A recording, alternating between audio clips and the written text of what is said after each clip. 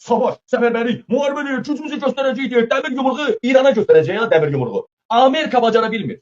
Amerika 20 ölkə ilə gəlib ora. 20 ölkə ilə gəlir. İranı bacara bilmir. Bacara bilmir İranla. Dünən 5 yerdən qoşunlar soxdular. PKK, YPG, PYD, PŞAK, sonra Peşmerge. 5 yerdən ordu soxdular. Qarışqa kimi İran qırdı. Dünən Abraham Lincoln gəmisini vurdu. Təyyarə daşıyan gəmisini.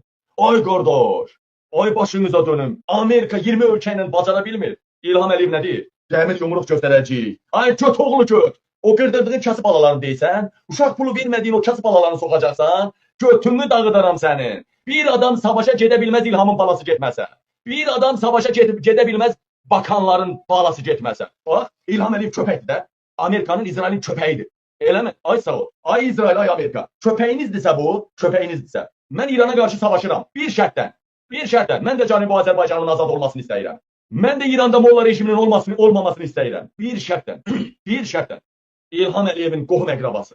Mehribanın qohum əqrabası 55 yaşına qədər.